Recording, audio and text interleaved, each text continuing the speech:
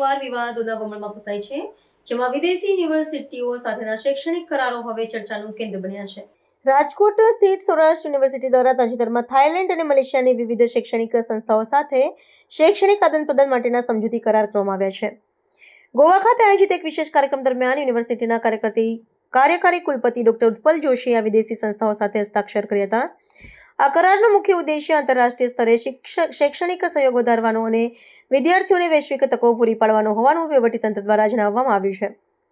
જો કે આ નિર્ણય જાહેર થતાની સાથે જ યુનિવર્સિટીના પૂર્વ સિન્ડિકેટ સભ્ય ડોક્ટર ધરમ કામળિયાએ આ પ્રક્રિયા સામે આકરા પ્રહારો કર્યા છે। તેમણે પ્રશ્ન ઉઠાવ્યો છે કે જ્યારે વિશ્વમાં શિક્ષણ ક્ષેત્રે અગ્રણી ગણાતા દેશો ઉપલબ્ધ છે, ત્યારે માત્ર થાઇલેન્ડ અને મલેશિયા જેવી યુનિવર્સિટીઓની જ પસંદગી શા માટે કરવામાં આવી? આ ઉપરાંત ગુજરાતમાં કાર્યરત યુનિવર્સિટીના કરાર માટે ગોવા જેવા પર્યટન સ્થળની પસંદગી કરવા પાછળના તર્ક સામે પણ તેમણે શંકા વ્યક્ત કરી છે। આ વિવાદને પગલે શૈક્ષણિક આલમમાં મિશ્ર પ્રતિસાદ જોવા મળી રહ્યો છે। ટીકાકારોનું માનવું છે કે આવા કરારો માત્ર કાગળ પર રહી ન જાય અને યુનિવર્સિટીના નાણાંનો વ્યય ન થાય તે જોવાની જવાબદારી સત્તાધીશોની છે। આગામી સમયમાં કરારોથી વિદ્યાર્થીઓને ખરેખર કેટલો શૈક્ષણિક લાભ થશે અને વિરોધ પક્ષનો આ મુદ્દાનો કેટલો વેગ આપશે તેના પર સૌની મીટ મંડાયેલી છે। દ્વારા સવાલો કરવામાં આવ્યા છે, એમઓયુને લઈને શું કહેશો?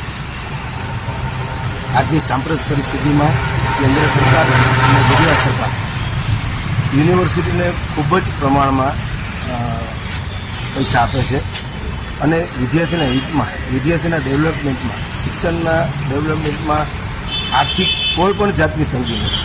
આવી પરિસ્થિતિમાં યુનિવર્સિટીના કુલપતિઓ સારી રીતે વિદ્યાર્થીનું ડેવલપમેન્ટ માટે, સંશોધન માટે ખૂબ આગળ આવી અને સારી કામગીરી કરવી જોઈએ।